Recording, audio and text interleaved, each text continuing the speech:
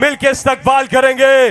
पाकिस्तान की आन है आप, पाकिस्तान की शान है आप, पाकिस्तान की जान है आप, पाकिस्तान की पहचान है आप, इमरान खान है आप।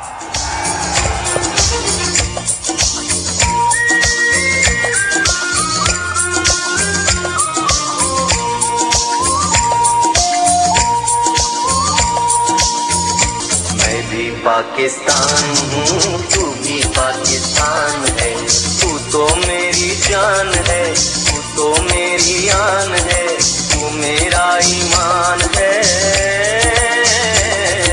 मैं भी पाकिस्तान हूँ, तू भी पाकिस्तान है। मैं भी पाकिस्तान हूँ, तू भी पाकिस्तान है।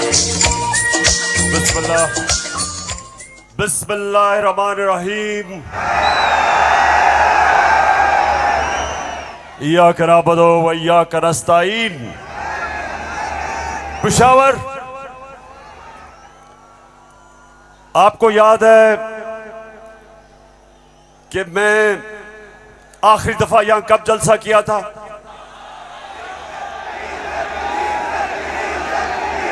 जब एक बैरूनी साजिश के तहत हमारी हुकूमत को गिराया गया, तो पहला जलसा मैंने उसके बाद अपने पेशावर की आवाम के पास आके किया। और माशाअल्लाह पेशावर, जब भी मैं आपको कॉल देता हूं, कभी आपने मुझे मायूस नहीं किया। बहुत बहुत शुक्रिया। अच्छा पेशावर, आज मैंने बात तो आपसे करनी थी सैलाब की। कल मैं सखर गया और मैं आपको यकीन दिलाता हूं कि अल्लाह ने हमारे पाकिस्तानियों को, खास तौर पे सिंध बलूचिस्तान, डीजी खान, राजनपुर, डीआई खान, टांक और यहां ऊपर स्वात, गिलगित बल्तिस्तान, अल्लाह ने हमें बड़े इम्तिहान में डाला है।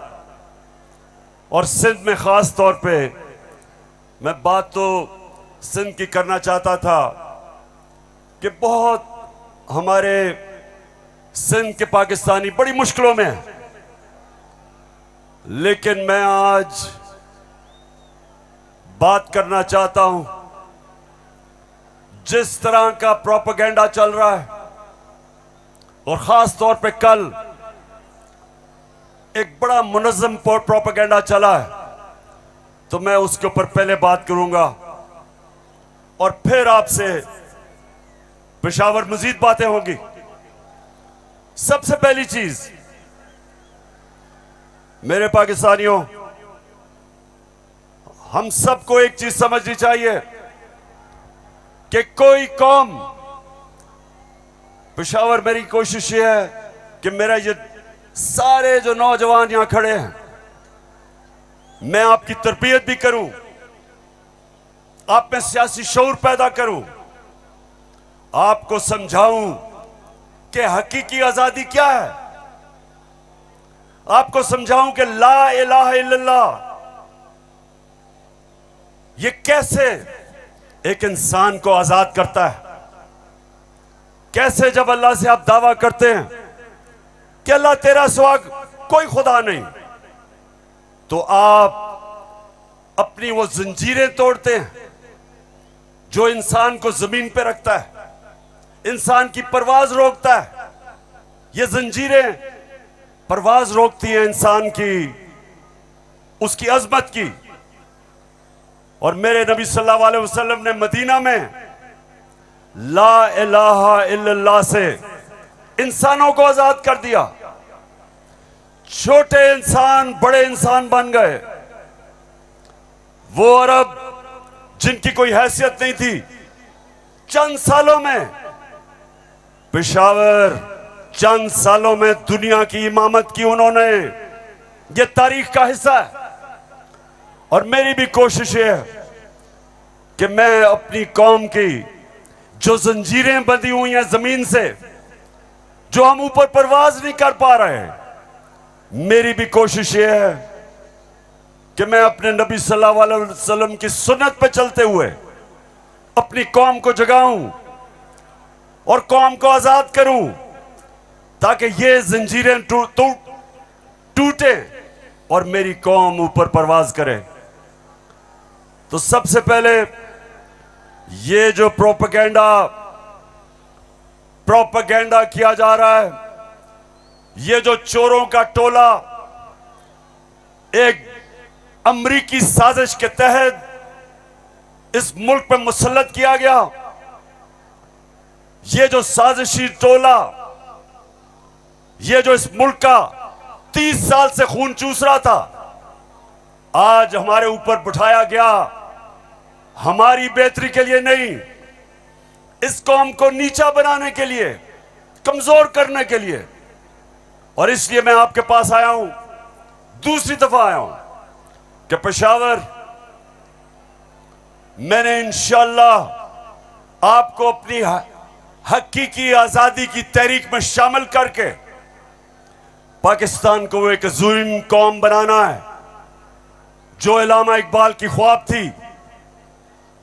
वो कौम जो कि इंशाअल्लाह वर्ल्ड लीडर्स बनाएगी, जो खुशहाल होगी, जिधर हरे पासपोर्ट की दुनिया इज्जत करेगी, जिधर जब और इंशाअल्लाह एक दिन आएगा जब हमारे पाकिस्तान से बाहर जाएंगे तो दुनिया कहेगी कि वो देखो पाकिस्तानी आ रहा है।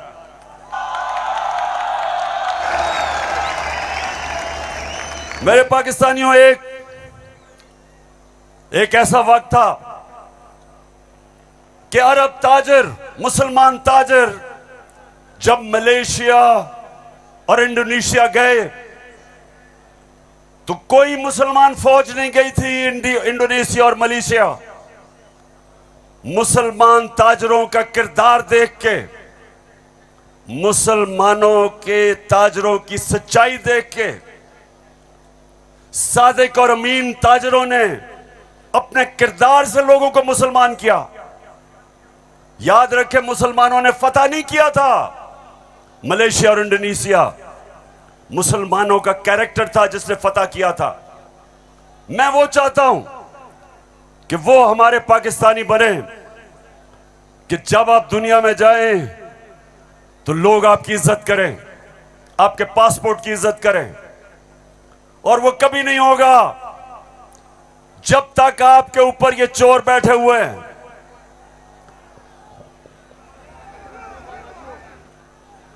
शबाज शरीफ, मैं चाहता हूं पेशावर जरा गौर से, क्योंकि आज मैंने बड़ी वीडियोस दिखानी है आपको।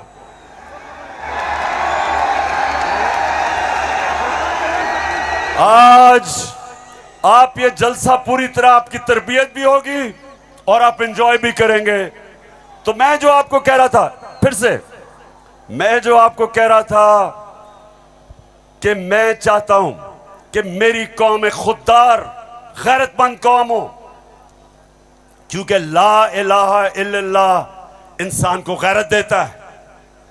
जो ला इलाहा इल्लल्लाह दिल में जिसके चले जाता है वो किसी झूठे खुदा के सामने नहीं झुकता। जो मैं चाहता हूं कि किस तरह की कौम मुझे चाहिए, और जरा ये देखें इंपोर्टेड क्राइम मिनिस्टर को।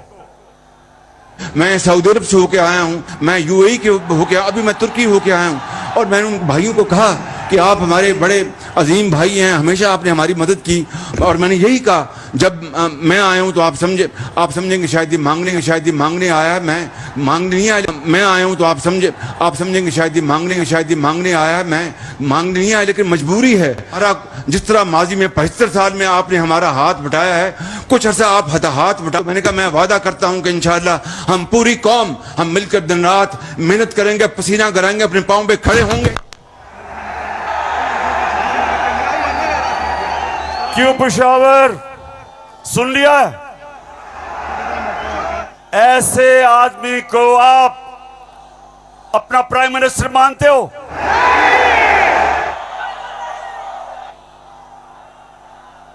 अगर ये वाकई अगर गैरतमंद प्राइम मिनिस्टर होता तो पहले जो इन्होंने अरबों रुपया चोरी करके मुल्क से बाहर रखा पहले वो वापस लेके आते, फिर लोगों से पैसे मांगते। अपना पैसा चोरी करके मुल्क से बाहर और बाहर जाके लोगों से पैसे भीख मांगना।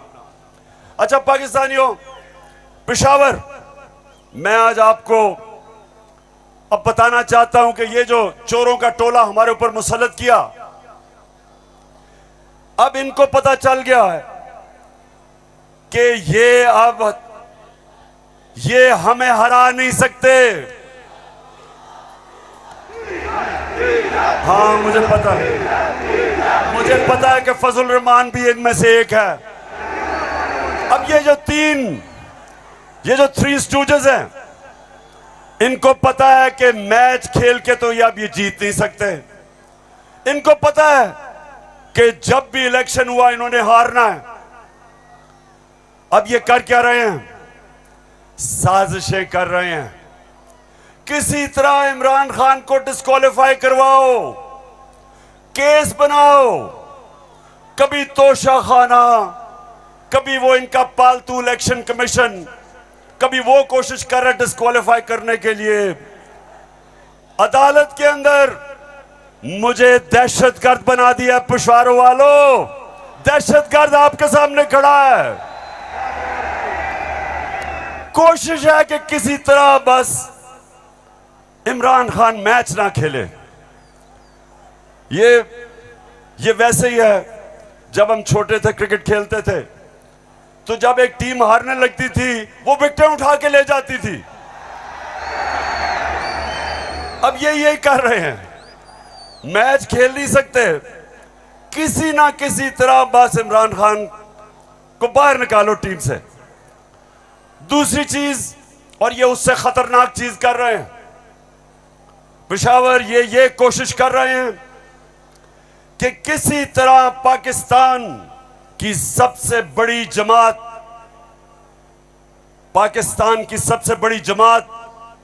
इसको किसी तरह पाकिस्तान की फौज से लड़ाया जाए। ये इनकी दूसरी कोशिश है। पहले डिस्क्वालीफाई करो और साथ साथ कोशिश करो कि पाकिस्तान की फौज के खिलाफ प्रोपेगेंडा करके लड़वाएं, और फिर पाकिस्तान की अदलिया के खिलाफ कि पाकिस्तान के अदारे किसी तरह तरीके इंसाफ के खिलाफ हो और ये किसी तरह मैच जीत जाएं। बस मैं आज आपको वीडियोस दिखाने लगा हूं और मैं उससे पहले आपको बताऊं कि कोशिश इनकी क्या है। जो कुछ मैं कहता हूं, इनका प्रोपेगेंडा सेल बैठा हुआ है, वो हर चीज को मोड़ के कोशिश करता है कि या किसी तरह अदालत मेरे खिलाफ हो या किसी तरह फौज मेरे खिलाफ हो। अब मैंने क्या कहा था, मैंने अभी चंद रोज पहले क्या कहा, परसों मैंने क्या कहा, मैंने ये कहा कि फौज का जो आर्मी चीफ होता है उसको मेरिट पे सिलेक्शन होनी चाहिए।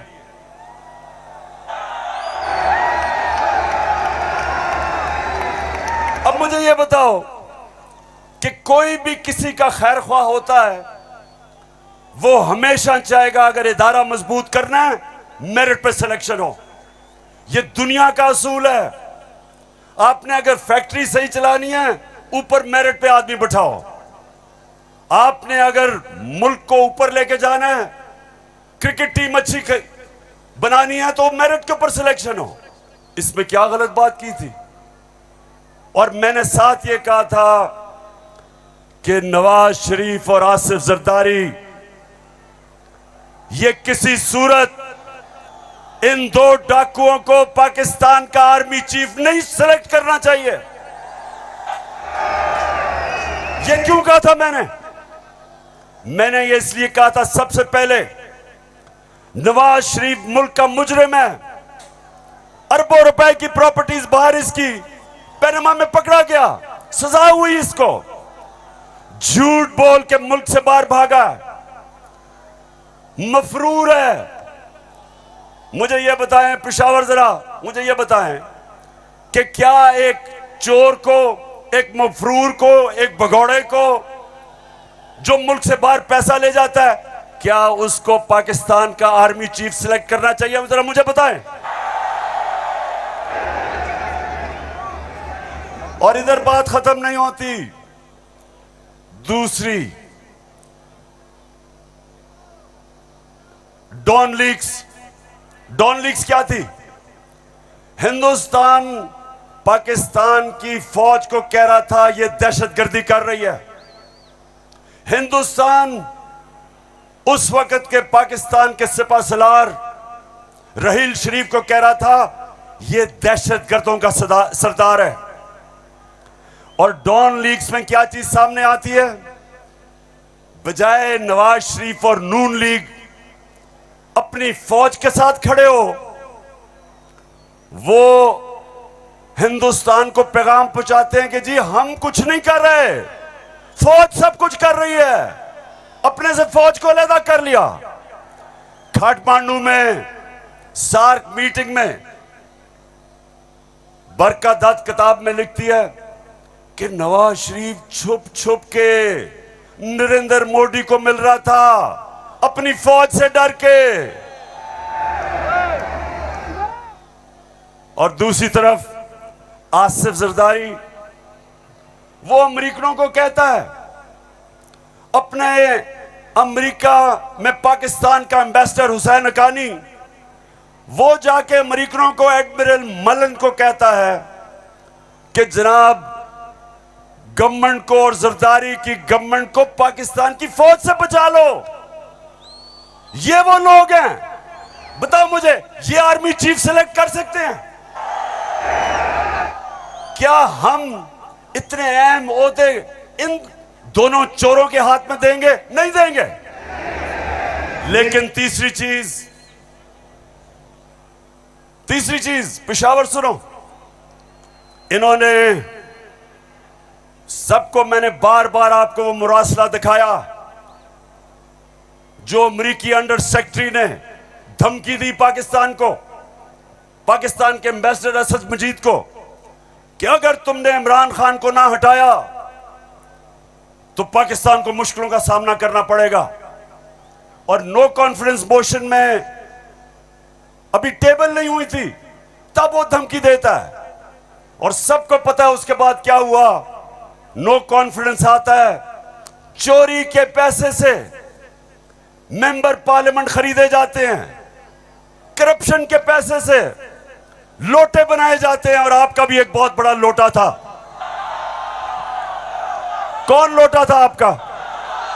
एक ही पख्तूनख्वा से लोटा आया और बहुत बड़ा लोटा था वो।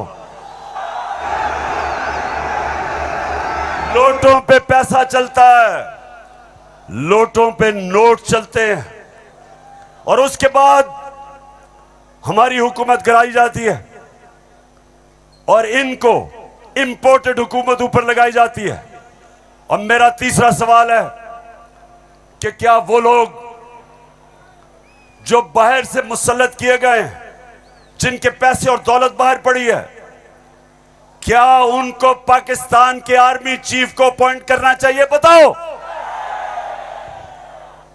तो मैंने ये कहा और कहते कि जनाब इमरान खान तो फौज के खिलाफ है। अब मैं चाहता हूं ये नून लीग के दो, एक वजीर और एमएनए, जरा आप इनकी वीडियो देखें और उसके बाद बात करता हूं। सियासी मामला थे और जिस तरफ इस साल के आखिर में एक बड़ी तब्दीली आनी थी, उसमें तो ये नजर आ रहा था कि इमरान खान का जो गठजोड़ है ये तो अगले 15 साल रहेगा अगर इस तरह हालात रहे। और जिस तरह के उनके प्रोग्राम थे, हम सब ने डिस्क्वालीफाई होना था इस साल के आखिर में, तमाम जो अपोजिशन की लीडरशिप है। अच्छा, उनका तो ख्याल था कि मैं सफाया कर दूंगा, मैं किसी को नहीं छोड़ूंगा। तो ये आपका खदशा है? मालूमात है जी, हमारी सीरियस मालूमात। आपके ख्याल में जो आप ये लोगों को भूल जाता है, लेकिन कुछ माह पहले जो कहा कि हम नैब के कुछ 100 जज और हायर कर रहे हैं और हम सारे केसों को एक्सप्लाइट करेंगे, तो उस मैथ्स लेवल के ऊपर मैथ्स लेवल पे डिस्क्वालिफिकेशन होनी थी। बिगिनिंग शहबाज शरीफ डाउनवर्ड, शाहजहां अब्बासी, हसन इकबाल और ऑल ऑफ अस, सिर्फ मुस्लिम लीग नून की नहीं। आपके ख्याल में जो कोalition बनी है वो इसी वजह से बनी है कि इमरान खान साहब के तो फाशिस्ट प्लान्स थे ना इस मुल्क के ऊपर हमला करने के। तो लिहाजा ये आज मुश्किल जरूर है, लेकिन ये हमें याद रखना है जब हम मुइशत की डिस्कस करते हैं कि यहाँ जमहूरियत का, हाकमियत का और वफाकियत का मामला भी मौजूद है, जिसको हमें साथ लेकर चलना है। तो इसलिए एक लार्जर कॉन्टेक्स्ट में सियासी मामला कि जो हमें लोग कहते थे, डराते थे, दबाव में लाते थे इस बात पे कि अगर फौरी तौर पर अदम एतमाद करके आप हुकूमत में ना आए तो फलां आ जाएगा, फलां बैठ जाएगा किसी चेयर पे। कोई किसी किस्म का हमें उस वक्त भी न नोटिस था न हमने लिया था, मगर इत्तेहादी जमातों के हम फैसलों पर के पाबंद थे। मैं आज भी ये बात कहने लगा हूं कि अगर जो हमें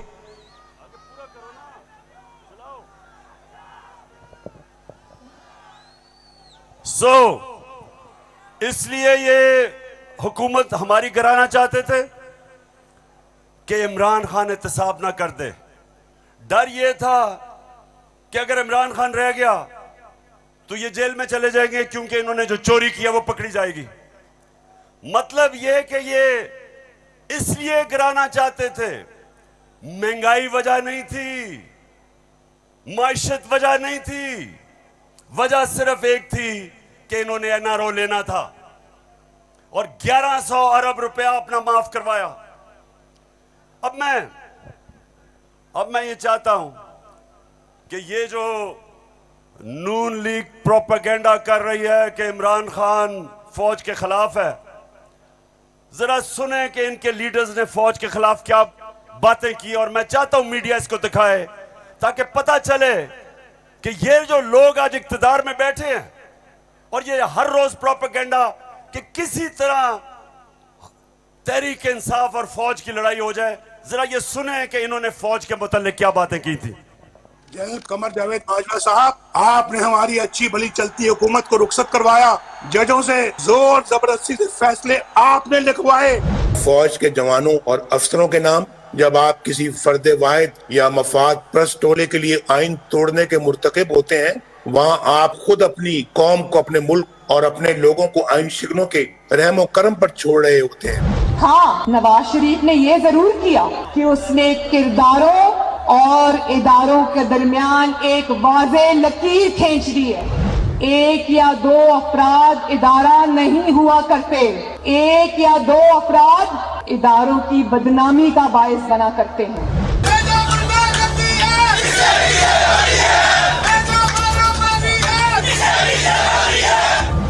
जो शख्स इस किस्म की कार्रवाइयों में मुलव्वस रहा हो उसका एहतसाब होना चाहिए। उसको बल्कि इतने बड़ी उनकी ग्लेयरिंग चीज़ें शायद 73 साल की तारीख में कभी नहीं मिलती, तो अब तो उनका एहतसाब होना चाहिए। ये इस किस्म के शख्स को कोई और ओहदा दे देना, और वो भी इतना इम्पोर्टेंट ओहदा देना, ये मैं समझती हूँ कि ये कौम के मुंह पे तमाचा है, आइन और कानून की हुकूमत के मुंह पे तमाचा है। तुम हमें सियासत बतलाते हो, अपने हुदूद में रहो, इसराइल की नौकरी न किया करो, इसराइल के वजीफों पे पलने वाले जर्नलों अपने हुदूद में रहो। बड़े बड़े रैंकों वालों से भी अपने आप को मुहतरम समझता हूँ, और अगर बिगड़ोगे तो फिर अगर हम बिगड़ गए तो अफगानिस्तान में अमेरिका का क्या हश्र हुआ, खुदा की कसम यहाँ तुम्हारा वही हश्र। तो हमारी किरदार कशी करना छोड़ दो। अगर हमने आपकी शुरू की तो पता नहीं पाकिस्तान बनने से आज तक कितने जनरलों की शुरू हो जाएगी। बेटी भाई वो अक्यूज्ड हैं, उनकी लिस्ट लेके जिस दिन हमने प्रेस कॉन्फ्रेंस की तो आपकी ईंट से ईंट बढ़ जाएगी। अभिनंदन की क्या बात करते हैं। चीफ ऑफ आर्मी स्टाफ तशरीफ लाए, पैर कांप रहे थे, पसीने माथे पे थे। सुन लिया पेशावर, मैं इसलिए ये बता रहा हूं कि ये वो लोग हैं जो हमें कह रहे हैं कि हम अपनी फौज के खिलाफ हैं। फौज भी मेरी, मुल्क भी मेरा।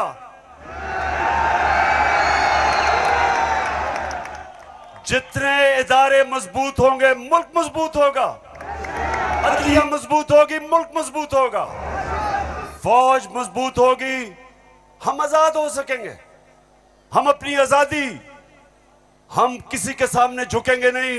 कोई मुल्क हमें फतह नहीं करेगा जिस तरह सारी मुसलमान दुनिया में आज अजाब आया हुआ है। सोमालिया से लेके, लिबिया से लेके, सीरिया से लेके सारी मुसलमान, अफगानिस्तान में क्या हुआ, यमन में, सारी मुसलमान दुनिया में किस तरह का अजाब आया। और हम वो पाकिस्तान है जो एक मजबूत फौज की वजह से बचे हुए हैं। तो नून लीग वाले ये समझ जाओ कि हम वो लोग हैं जो इस मुल्क के इदारे मजबूत करेंगे। और कभी अगर कोई तनकीद करते भी हैं अपनी फौज के लिए, उसकी बेहतरी के लिए करते हैं, तामीरी तनकीद करते हैं। ये बड़ा इंपॉर्टेंट है, मैं अपनी सारी कौम के सामने कहना चाहता हूं। देखिए, एक तो जो फौज का इदारा है, कभी इसके खिलाफ बात ना करें, क्योंकि फौज एक ऐसी चीज है जो अगर हमारी फौज ना होती तो ये मुल्क में नहीं रहना था। इमरान खान से ज्यादा इस मुल्क को जरूरत पाकिस्तानी फौज की है और हमें हमेशा इस इदारे को इसकी मजबूती के लिए हमें बात करनी चाहिए। और हमारे जो दुश्मन है वो मुसलसल इसको अटैक करते हैं, बल्कि ये दोनों जो prime minister, ex prime minister और प्रेसिडेंट, वो जरदारी और नवाज शरीफ, इन दोनों ने अपनी फौज को अंडरमाइन करने की कोशिश की है। ये जब गवर्नमेंट में भी थे इन्होंने अंडरमाइन किया उसको। इन्होंने गवर्नमेंट में रहते हुए वो डॉन लीग्स क्या थी, डॉन लीग्स वो हिंदुस्तान के साथ कह रहे थे कि जी हमारी फौज की वजह से हम दोस्ती नहीं हो रही। और जो मेमो गेट था वो क्या था, वो अमेरिकनों को कह रहा था जरदारी अपने हुसैन हक्कानी के जरिए। जी शुक्रिया। मैं इसलिए आपके सामने ये रख रहा हूं कि ये मैं आज से नहीं कह रहा, ये मैं हमेशा समझता हूं। और आज तो है ही 6 सितंबर। पेशावर मुझे अभी भी 6 सितंबर याद है। मैं उस वक्त स्कूल में था और मुझे याद है जब के लाहौर के पास हिंदुस्तान की फौज आई और जो वहां जिस तरह की हमारे घरों में बमबारी की आवाज आ रही थी, तो मुझे तो बड़ी अच्छी तरह 6 सितंबर याद है। और मुझे यह भी याद है कि सारी कौम तब खड़ी थी अपनी फौज के साथ।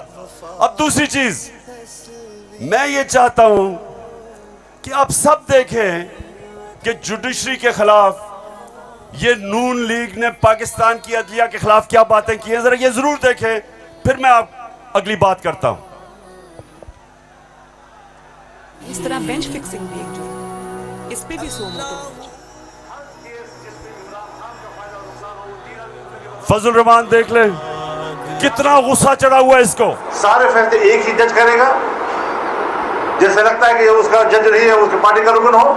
जब बेंच बना तब से लेकर आज तक के फैसले तक इंसाफ होता हुआ नजर नहीं आ रहा था। अपने एक शख्स की वजह से आज आइन की तशरीह को में फर्क डाला जा रहा है। अपनी मर्जी से आइन की तशरीह की जा रही है। फुल कोर्ट इसलिए नहीं बनाया गया कि अगर फुल कोर्ट बन जाती तो आज का फैसला मुख्तलिफ होता। मौजूदा बेंच है उसमें जो मुअज़्ज़ज़ जज साहबान बैठे हैं, उन जज साहबान का हमारे मतलब जो उनके ख्यालात हैं उनसे भी कोई ना वाकिफ नहीं है, ना हम ना वाकिफ हैं। और उसके बाद हर वो केस जिसका फैसला हमारे खिलाफ आना हो, उस बेंच का जो है वो वही हिस्सा होते हैं। और अब तो ये बात पहले से जो है वो प्रिडिक्ट होने लगी है। जो सहाफ़ी वहाँ सुप्रीम कोर्ट की कार्रवाई को कवर करते हैं, तो वो पहले से जब बेंच बनता है या कोई केस जाता है तो वो पहले से बता देते हैं कि इसके ऊपर फलां बेंच बनेगा। अगर कुछ लोग गैर जानिबदार नहीं होंगे, अगर इसके सहूलतकार पीछे नहीं हटेंगे, तो हमें बता दें मुल्क कौन चलाएगा। सुप्रीम कोर्ट के जजेस ने पीछे बेंड करके अपने आप को कभी इधर कि नहीं, शायद उनको समझ नहीं आई, शायद उनके तरफ पैगाम नहीं पहुंचा, वगैरह वगैरह वगैरह करके इनको हाथ नहीं लगाया इनको। तो मतलब ये है कि इनको कौन सी दीवार पे लगाया।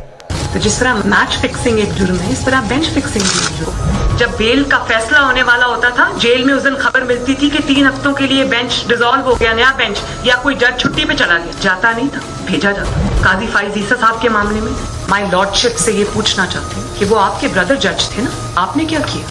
तो फिर हमारी बात नोट कर लो, हम हर उस अदालत का और उस जज का घेराव करेंगे जो तुम्हारे इस गंदे और घटिया एजेंडे को परवान चढ़ाने के लिए अपोजिशन के खिलाफ जो है इक़दाम करें। चीफ सेक्रेटरी साहब, आपको इस बात का जवाब देना पड़ेगा। आपने इधर ही रहना है, आपके बच्चों ने भी इधर ही रहना है। कमिश्नर लाहौर साहब, आपने भी इधर रहना है। आपने सर्विस भी करनी है, इसलिए आपको ये चाहिए था कि आप इस गैर कानूनी अमल के आगे दीवार बनते और इसे बजा लाने से इनकार करते।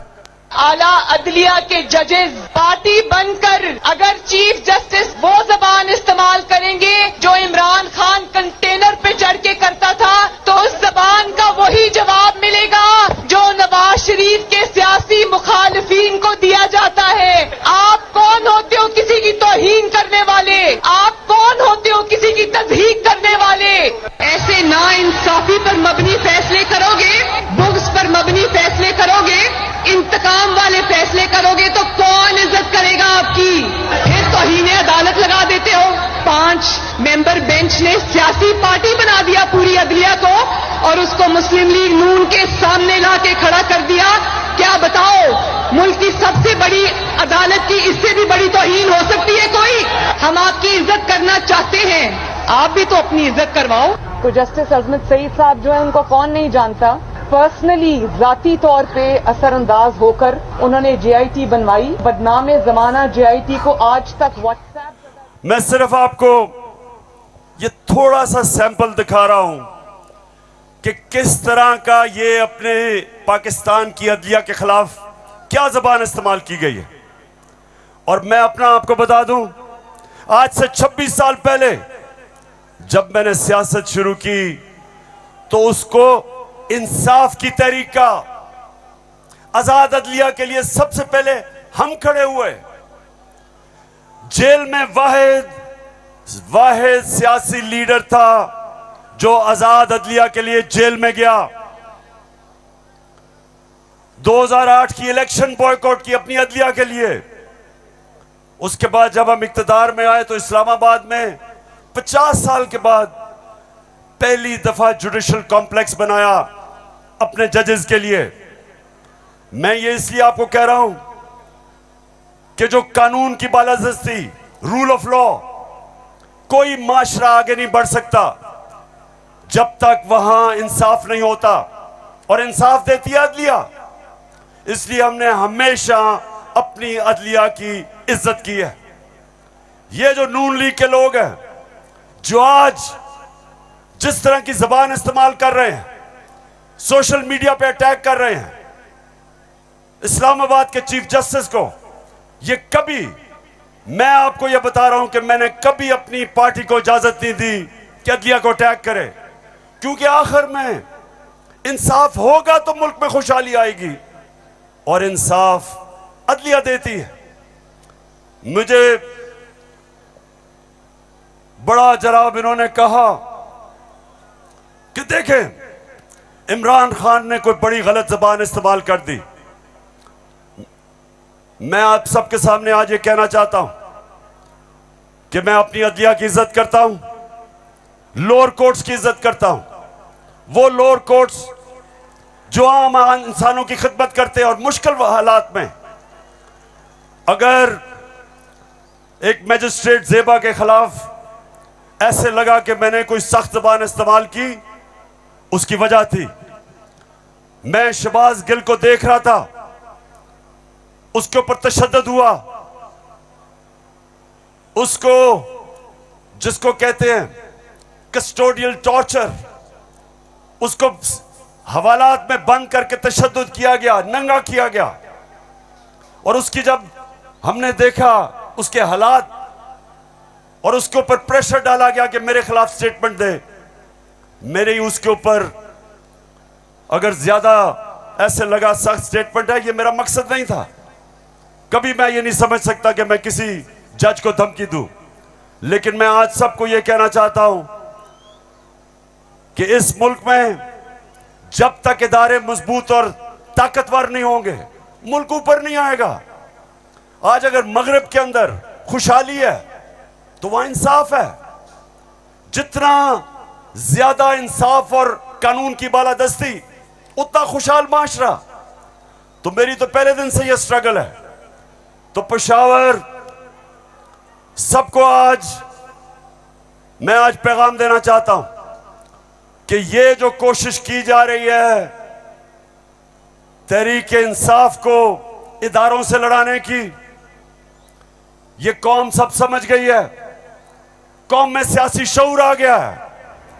लोग एक एक चीज, कभी भी पाकिस्तान के अंदर अवाम और बच्चे और नौजवान और मेरी ख्वातीन बहनें, कभी इस तरह का शऊर और बेदारी नहीं थी जो अल्लाह के फजल से आज पाकिस्तान में है। तो ये जो चोरों का टोला, ये जो बार बार कोशिश कर रहा है कि तहरीक इंसाफ को दीवार से लगाया जाए, सब सुन लो कि जितना तुम मुझे दीवार से लगाओगे उतना मैं और तुम्हारे से मुकाबला करूंगा, लड़ूंगा तुम्हारे से। अपनी सारी कौम, सबका सारी कौम के पास जा रहा हूं। 7 महीने से मैं पब्लिक में हूं, हर शहर में जा रहा हूं, अपनी कौम को तैयार कर रहा हूं कि मेरे पाकिस्तानियों, जब मैं तुम्हें कॉल दूंगा तुमने निकलना है मेरे साथ। कहती है ये राहे अमल, आओ हम सब साथ चले, मुश्किल हो या आसानी, हाथ में डाले हाथ चले। धड़कन है पंजाब मगर दिल अपना मेहरान है।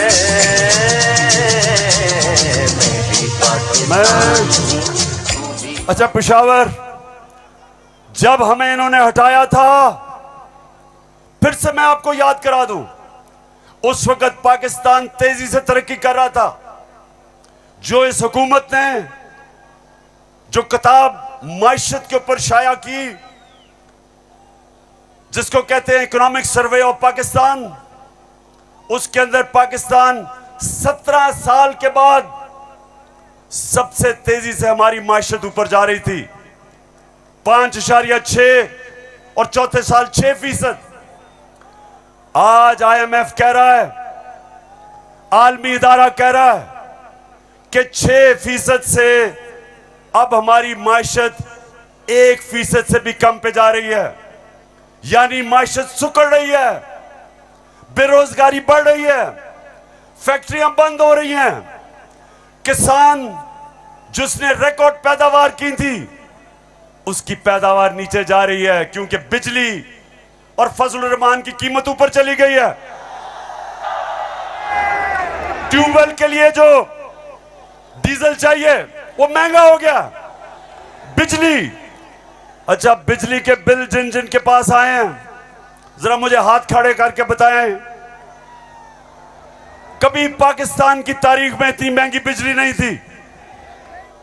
क्या हुआ कि 4 महीने में कौन सी क़यामत आ गई कि बिजली की कीमत 18 रुपए यूनिट से 36 रुपए यूनिट, और टैक्सेस मिला के 50 रुपए यूनिट पे बिजली पहुंच गई है। गंदम 850 रुपए पे 20 kg मिलती थी, आज कराची के अंदर 2000 रुपए पे नहीं मिल रही। बलूचिस्तान में देखें गंदम की कीमत किधर गई।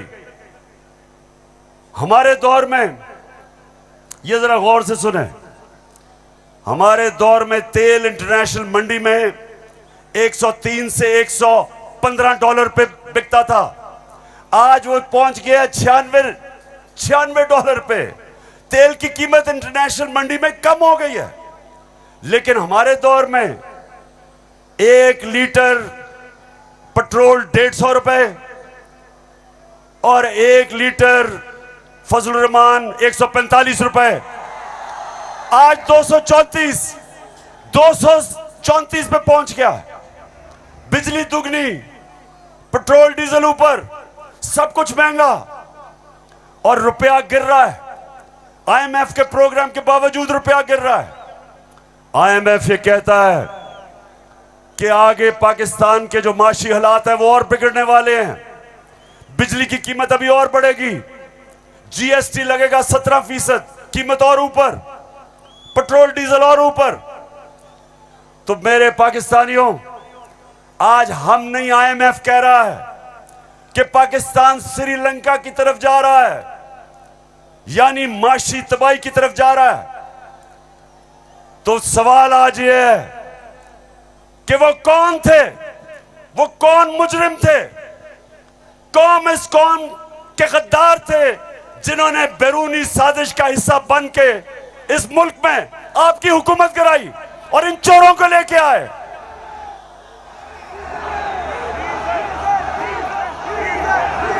मैं अब जरा जो आपको आजकल जो नवाज शरीफ की बेटी आजकल बनी हुई है, मालिका बनी हुई है पाकिस्तान की, प्रोटोकॉल उसको प्राइम मिनिस्टर का मिल रहा है। जरा मैं सारी कौम के सामने बताना चाहता हूं कि इसका सबसे बड़ा मसला यह है कि इससे सच नहीं बोला जाता। जरा ये आप फिल्म शो देखें, ना आपकी इनकम इतनी है कि आप कोई प्रॉपर्टी आप ले सकते हैं कि आपने मे फेयर के अंदर जो आपकी 4 अपार्टमेंट्स हैं उनकी 1 अरब से ज्यादा, 1 अरब रुपए से ज्यादा उनकी कीमत है। अब 4.5 अरब तक पहुंच गई है उनकी कीमत। आपने अपनी जो टैक्स में टोटल आमदनी बताई है 94 में 1.5 लाख रुपए है। मुझे ये बताएं कि आपने अरबों रुपए की मे फेयर में प्रॉपर्टी खरीदी कैसे? सुन लिया? ये आज से 10 साल पहले मैंने पूछा कि बताएं आपने आमदनी तो अपनी दिखाई नहीं, तो ये अरबों रुपए की बर्तानिया के सबसे महंगे शहर लंदन के सबसे महंगे इलाके में आपने अरबों रुपए की प्रॉपर्टी कैसे ली? तो जरा आप ये सुने, जवाब आता है। बात यह है कि जिन अरबों रुपए की मे फेयर की प्रॉपर्टीज की ये बात कर रहे हैं, ये तो पहले पता नहीं है। बताएं कौन सी प्रॉपर्टीज है, लाएं, दिखाएं, उसका कोई प्रूफ लाएं। सुन लिया?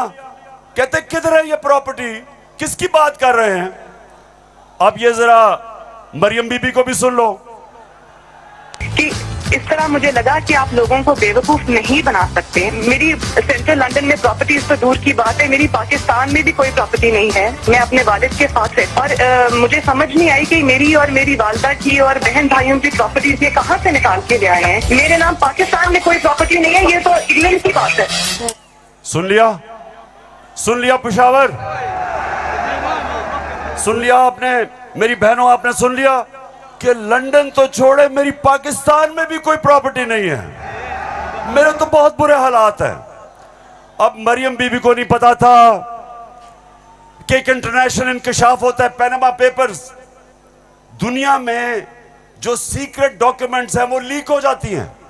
बड़े बड़े दुनिया में प्राइम मिनिस्टर और वजीर सब पकड़े जाते हैं, उसमें हमारे शरीफ खानदान भी फंस जाता है। नवाज शरीफ, मरियम नवाज, हसन नवाज और हुसैन नवाज के बैरून मुल्क खुफिया असासों का इंकशाफ। पनामा लीक्स ने बैरून मुल्क खुफिया दौलत का भांडा फोड़ दिया। सुन लिया?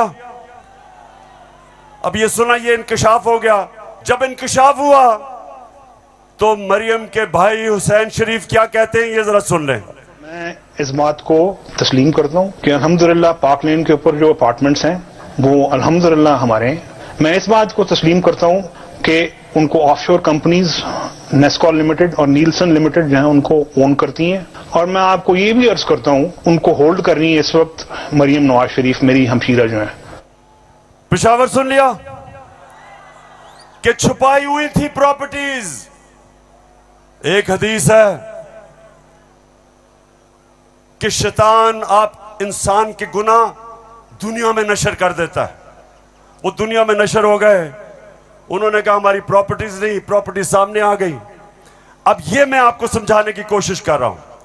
असल में नवाज शरीफ की प्रॉपर्टी थी। मरियम बेचारी के पास किधर से पैसा आया? पैसा तो नवाज शरीफ का था। क्यों छुपा रहा था? क्योंकि आपके चोरी का पैसा था, अवाम से पैसा चोरी किया था। चोरी और करप्शन में क्या फर्क? चोरी होती है जो जेब कुतरा करता है, जो आपके घर में चोरी होती है, जो साइकिल चोरी होता है, मोटरसाइकिल, इंसान को नुकसान पहुंचता है। करप्शन, मुल्क का पैसा चोरी करने को करप्शन कहते हैं। और मुल्क तबाह होते हैं करप्शन से। जो पैसा आपकी तालीम पे, अस्पतालों पे, सड़कों पे, गुर्बत कम करने पे, जो पैसा वहां खर्च करना होता है इनकी जेबों में चला जाता है, मुल्क से बाहर चला जाता है। इसलिए कौम में गरीब इसलिए नहीं होती कि उनके पास उनके पास वसाइल नहीं है, असासे नहीं है। कौमें गरीब तब होती हैं जब उनके अपने सरबराह मुल्क को पैसा चोरी करके बाहर ले जाते। तो ये जो आज हमारे ऊपर मुसल्लत किए हुए हैं, सारी कौम तैयार हो जाए। मैं कभी इनको कबूल नहीं करूंगा, मैं कभी इनकी गुलामी कबूल नहीं करूंगा। शबे खबर तक मिस्तोर माल रोड़ा लड़ पे खबर तक मिस्तोर माल रोड़ा ताजा ताजा गुलुना द्रेसलोर माल रोड़ा ताजा ताजा गुलुना द्रेसलोर माल रोड़ा। पेशावर हाथ खड़ा करके बताओ आप तैयार हो जब मैं आपको कॉल दूंगा? आपने सब तैयार होना है। जिस तरह मैं आपको कह रहा हूं, कहता रहा हूं, मैं हूं आपका कप्तान और आप मेरी टीम हो। और ये वर्ल्ड कप हमने पाकिस्तान की हकीकी आजादी के लिए जीतना है। एक अजीम मुल्क बनाना है पाकिस्तान को। हमेशा आजाद मुल्क ऊपर जाते हैं, गुलाम मुल्कों की परवाज नहीं होती। हम ये नहीं चाहते कि हम किसी दुनिया के मुल्क से लड़ाई करें। हम अमेरिका को मैं बार बार कहूं कि अमेरिका, हम अमन में आपके साथ हैं, किसी जंग में हम आपके साथ नहीं हैं। हम दोस्ती चाहते हैं, लेकिन हम किसी सूरत आपकी गुलामी नहीं चाहते। हम अपनी जमीन नहीं इस्तेमाल होने देना चाहते किसी और लड़ाई के अंदर। हम नहीं चाहते कि हमारी जमीन इस्तेमाल हो किसी भी दुनिया के मुल्क के ऊपर आप किसी किस्म की जारियाना कार्रवाई करें। हम ये नहीं चाहते। हम फिर से कहते हैं, हम अमन में सबके साथ हैं। हम तो हिंदुस्तान से भी अच्छी दोस्ती करेंगे, लेकिन पहले कश्मीरियों को उनका हकूक दो, उनकी स्टेटहुड वापस करो। हम हिंदुस्तान से भी बातचीत कर लेते, लेकिन हम किसी सूरत अपनी आजादी के ऊपर सौदा कभी नहीं करेंगे। मेरे साथ हो पेशावर, साथ हो मेरे। तो फिर से जाते हुए आखिरी बात, आप सब ने तैयार रहना है। मैं आपको कॉल दूंगा इस्लामाबाद की, और वो कॉल होगी इस मुल्क को इन चोरों से आजाद करने के लिए। पाकिस्तान जिंदाबाद।